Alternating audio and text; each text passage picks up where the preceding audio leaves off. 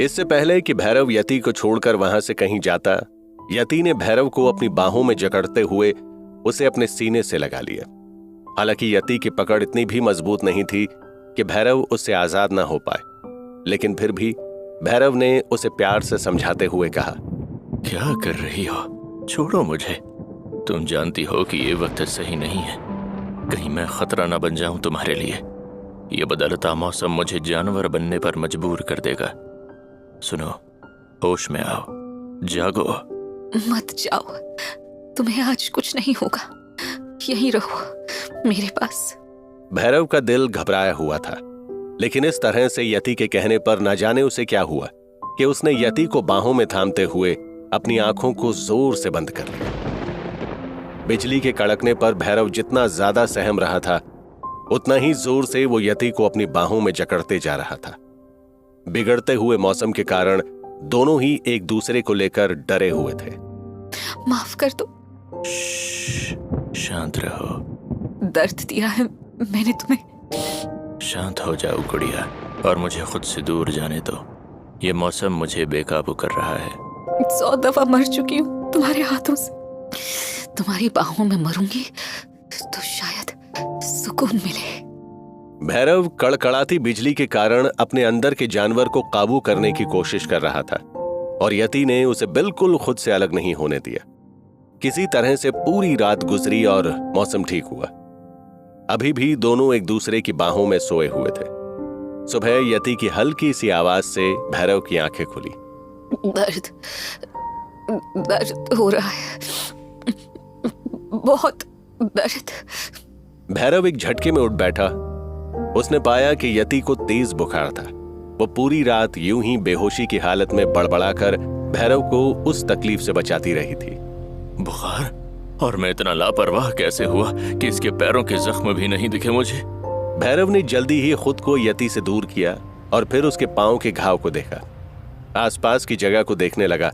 वो जड़ी बूटियों के बारे में जानता था और उसे इस बात का पूरा यकीन था कि वो जंगल के जिस हिस्से में था उसे जड़ी बूटियां आसानी से मिल सकती थी।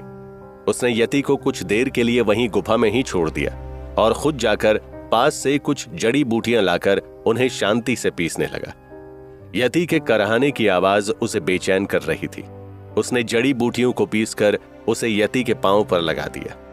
भैरव ने देखा कि यति के पांव में न सिर्फ चुभे हुए कांच थे, बल्कि उसके पांव का एक हिस्सा भी जल गया था।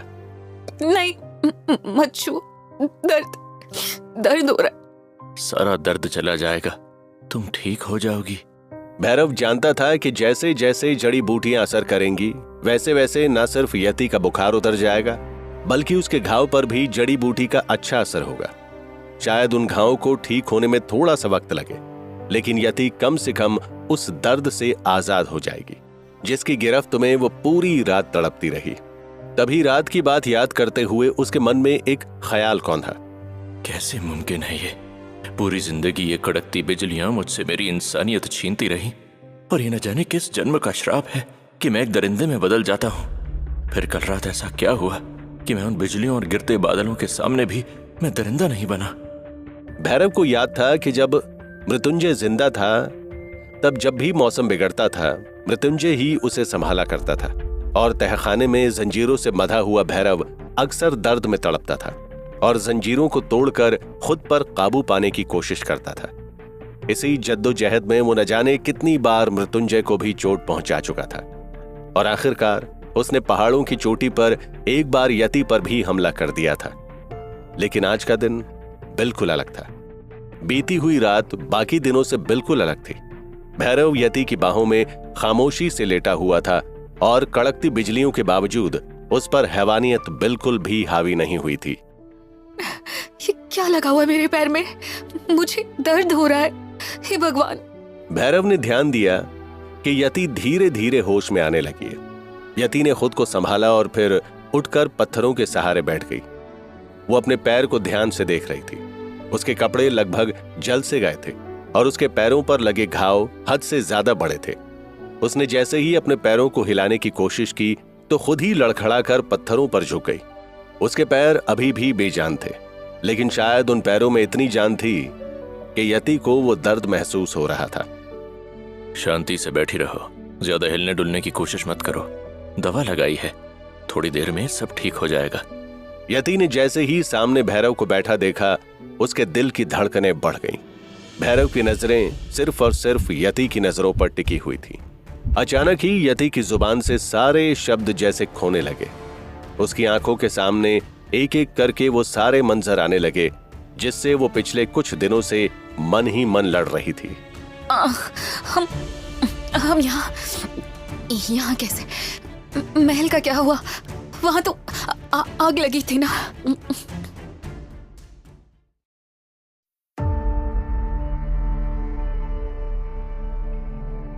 यति को होश आ चुका था और वो अपने सामने अचानक भैरव को देख अनकंफर्टेबल हो गई थी।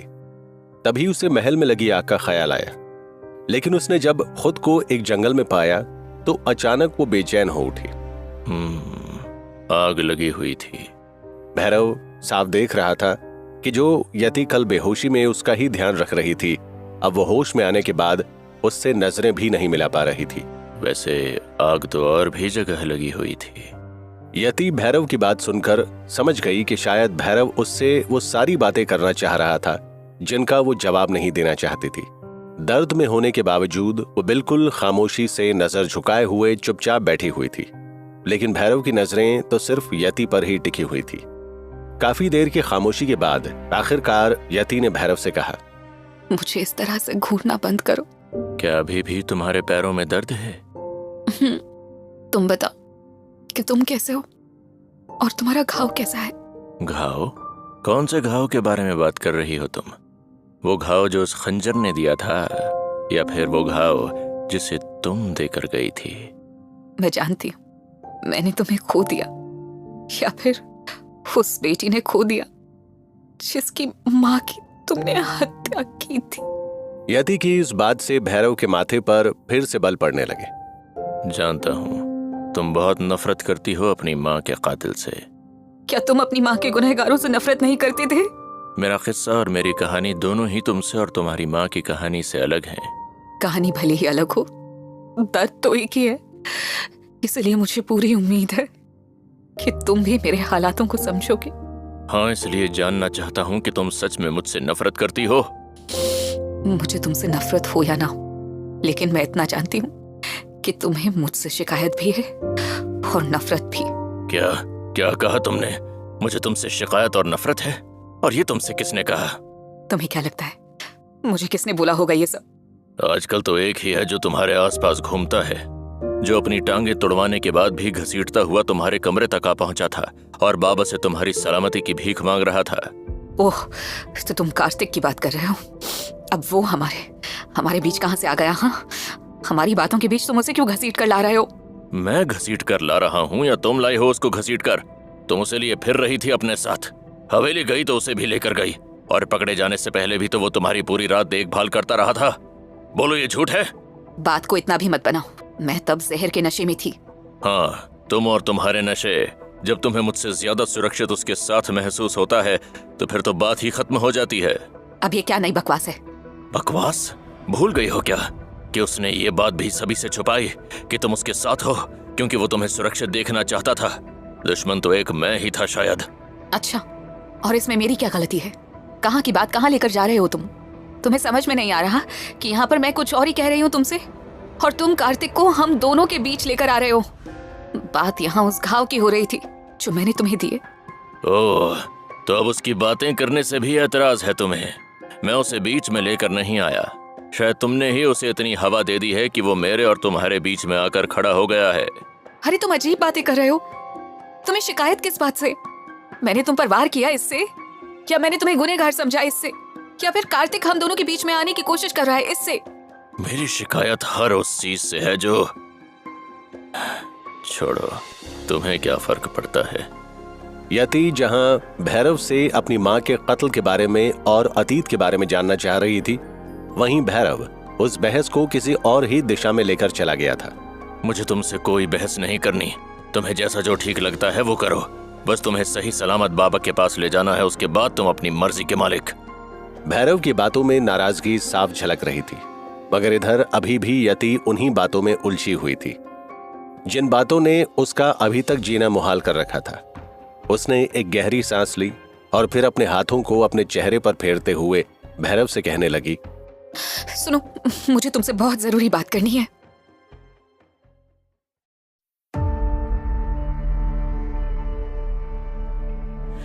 यति भैरव से अपनी मां के कत्ल और अतीत से जुड़े राज के बारे में जानना चाहती थी, लेकिन भैरव बात को कार्तिक पर ले आया था और उससे बहस करने लगा था। आखिरकार यति ने उससे अपने मन में चल रही बात साफ कहने का फैसला किया। देखो, भगवान के लिए मुझसे ऐसी कोई बात मत पूछना जिसका मैं जवाब न दे पाऊं। क्या मतलब है इसका? मुझे सच जानना है। सिर्फ 2 लोगों से ही मुझे ये पता चल सकता है कि आखिर हुआ क्या था। एक तो बाबा है जो मुझे सच बताना नहीं चाह रहे, एक तुम हो जो मुझसे ऐसी बातें कर रहे हो। देखो, मेरी बात समझने की कोशिश करो। मैं ऐसी बातें इसलिए कर रहा हूँ क्योंकि मैं सच में तुम्हें वो सब जवाब नहीं दे सकता जो तुम मुझे जानने की कोशिश कर रही हो। तुम सब लोग मुझे सिर्फ बातों में उलझाकर मुझे गुमराह करने की पूरी कोशिश कर रहे हो। जिंदगी मजाक बनाकर रखती है तुम सबने मेरी। बाबा सच्चाई नहीं बता रहे, बड़े भैया ने सच्चाई बतानी चाहिए तो उनके साथ वो हादसा हो गया, और अब तो तुम भी मुझे सिर्फ बातों में बहलाए जा रहे हो। यति कह ही रही थी कि तभी भैरव के कानों में कुछ अजीब सी आवाज पड़ी। उसने गौर किया तो पाया कि चारों तरफ से लोगों के कदमों की आवाज आ रही थी। उसने अचानक यति के मुंह पर हाथ रखते हुए उसे चुप करवाने की कोशिश की। कोई है, शायद हमें ढूंढ रहा है। हो सकता है महल के लोग हमें ढूंढने आए हो। तुम एक बार देखो तो सही। नहीं, बिल्कुल भी आवाज मत करना। इन कदमों की आवाज सुनकर मैं बता सकता हूँ कि कम से कम 20 से 30 लोग हैं जो हमारी तलाश में हैं, और हमारे लोग इस पूरे इलाके में इस वक्त बिल्कुल भी मौजूद नहीं हैं।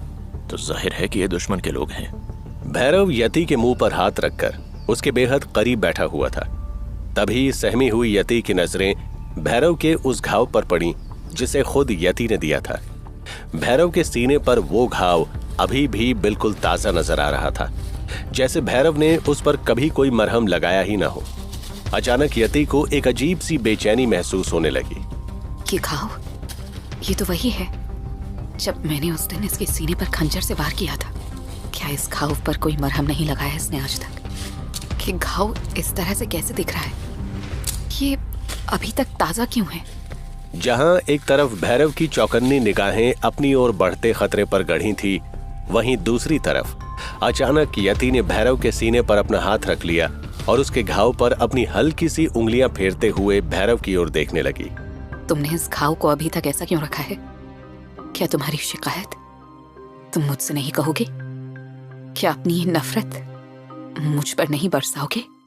मैंने तो तुम्हारी जान लेनी चाहिए थी, तो फिर तुम मेरी जान क्यों बचा रहे हो? तभी अचानक भैरव ने अपनी नजरों को नीचे करते हुए अपने सीने पर यति के हाथ को देखा, और फिर अचानक ही झटके से उसने यति के हाथ को अपने हाथ में जकड़ लिया। जख्म देने वाले हाथ अपने दिए हुए जख्मों पर हाथ फैलाते अच्छे नहीं लगते।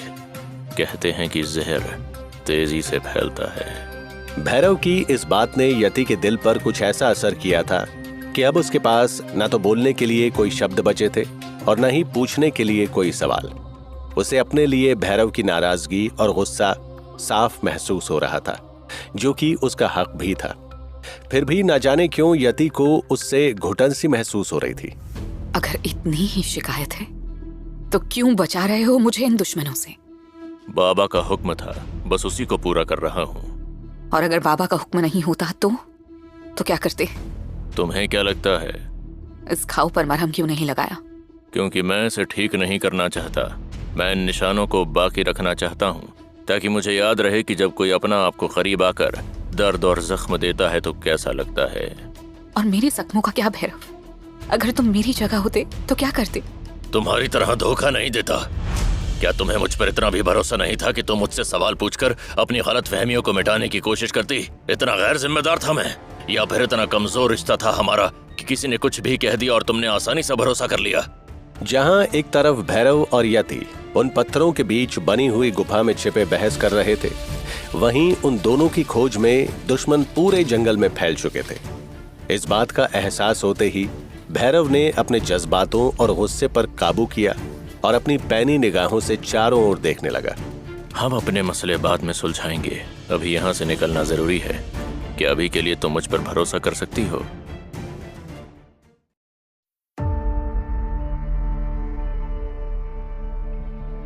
चारों तरफ से दुश्मनों से घिरे भैरव और यति उस गुफा में छिपे आपस में मनमुटाव जाहिर कर रहे थे कि तभी देखते ही देखते भैरव को खतरा बढ़ता हुआ महसूस हुआ। तुम्हें मुझ पर भरोसा है? यति एकदम से चुप होकर उसकी आंखों में देखने लगी। उसकी खामोशी को भैरव ने उसका जवाब समझा और फिर एक गहरी सांस लेकर उसे अपना प्लान समझा दिया। समझ गई ना तुम? हाँ समझ गई, लेकिन क्या ये जरूरी है? पता नहीं, अभी तो ये सही लग रहा है, लेकिन अब इसमें तुम अपना दिमाग मत लगाना। जो होगा मैं खुद संभाल लूंगा। इसके बाद भैरव ने यति के जख्मों से भरे पैरों पर अपना हाथ रख दिया और यति दर्द से करहा उठी। कोई है? कोई है यहाँ? कोई है? मुझे मदद चाहिए। यति के चिल्लाते ही भैरव जल्दी से गुफा के दूसरे हिस्से की तरफ चला गया और जैसे कि उसे शक था, यति की आवाज सुनते ही अगले कुछ ही मिनटों में उसे घेर कर करीब 27-28 लोग खड़े हो गए। हाँ, भैया आप लोग हवेली से ही है ना? मुझे वापस घर जाना है, ले चलेंगे मुझे?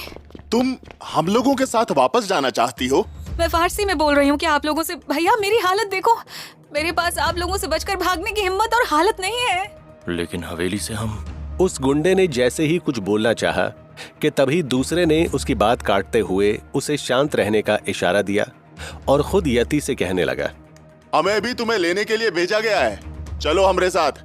यति को सहारा देते हुए जैसे ही एक गुंडे ने उसे उठाया कि तभी दूर से एक जोरदार धमाके की आवाज आई। ईका था। सब लोग फैल जाओ चारों तरफ। लगता है हमारी गाड़ियों के ब्लास्ट होने की आवाज थी। कोई है जो हमको रोकना चाहता है। यति ने जैसे ही देखा कि वो सारे ही लोग और भी ज्यादा चौकन्ने हो गए हैं, तो उसने अचानक जोर जोर से चिल्लाना शुरू कर दिया। नहीं, महल के लोग आ गए, ये सब उन्हीं का किया था। भैया मुझे हवेली ले चलिए। महल के लोग मुझे जान से मारना चाहते हैं, इसीलिए वो लोग मुझे ढूंढ रहे हैं। कुछ लोग चलो हमारे साथ, गाड़ियों के पास शायद महल के लोग ही होंगे। नजरें खोल कर रखो सब लोग। लड़की लेकर 2 लोग आगे बढ़ो और बाकी के लोग चारों ओर फैले रहो। यति के बेजान पैर उसका साथ देने को राजी नहीं थे। भैरव की लगाई जड़ी बूटी भी अब कोई असर नहीं दिखा रही थी। उसे सहारा देकर वो गुंडे उससे काफी दूर तक ले आए। यति हांफते हुए किसी तरह अपने पैरों को घिसकर उन आदमियों के सहारे चल रही थी कि तभी वो लड़खड़ाकर गिर पड़ी। ए लड़की, उठ, उठती काहे नहीं है? मुझसे अब नहीं चला जाएगा, मैं मर जाऊंगी, दर्द हो रहा है मुझे बहुत। उसकी हालत रात की ही तरह गंभीर हो रही थी। जहां एक तरफ कुछ गुंडे उसे गाड़ी तक सहारा देकर ले जा रहे थे, वहीं दूसरी तरफ कुछ ऐसे गुंडे भी थे जो यति को अलग अलग नजर से देख रहे थे। यति के कपड़े काफी जले और फटे हुए थे, इसीलिए भैरव ने उसे पहले ही अपने गमछे से लपेट दिया था। मुझसे अब और नहीं चला जाएगा। मेरे पैर काम नहीं कर रहे। अरे लाओ, हम देखते हैं कि कहाँ समस्या है। यति दर्द में इतनी बुरी तरह से तड़प रही थी कि अब उसकी आंखें भी पूरी तरह से खुलने की हिम्मत नहीं जुटा पा रही थी। दूर हटो, मुझे छूना मत। उसका अब खुद को संभाल पाना और इतने सारे गुंडों से खुद को बचा पाना लगभग नामुमकिन सा हो रहा था। एक बार फिर वो बदहवास सी होकर जमीन पर गिर पड़ी और वो गुंडे उसे गलत नजरों से देखते हुए उसके पैरों को छूने लगे। अरे बताओ ना, दर्द कहाँ है? हम ठीक किए देते हैं। अभी यहाँ पर दर्द है या फिर यहाँ थोड़ा ऊपर में? बताओ ना, कहाँ दुख रहा है तुमको?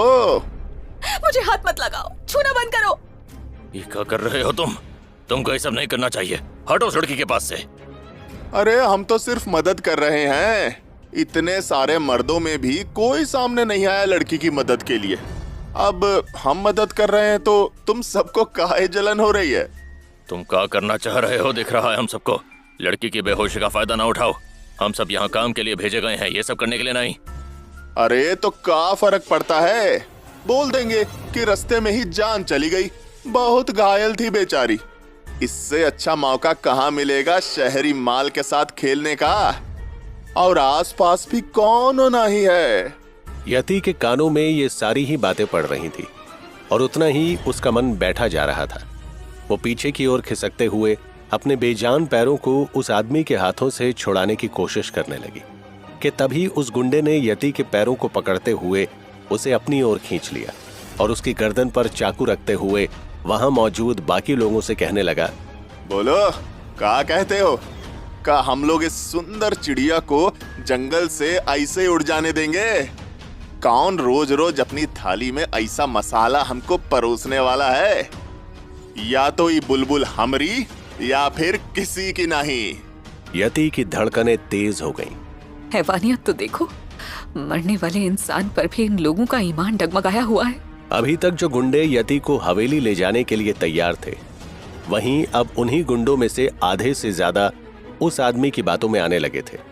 उन सब के अंदर का जानवर यति को देखने के बाद जागने लगा था। तभी यति ने नोटिस किया कि उनमें से सिर्फ एक ही आदमी था जो उसकी तरफ से बात कर रहा था। खबरदार, जो करने आए हो वो करो, और ये लड़की को हाथ लगाने की सोचना भी मत। ये सब बकरबाजी में तुम सब ये बात भूल रहे हो कि मालिक का हुक्म था। मालिक से वफादारी का मतलब है जिंदगी, वरना मरना तय है।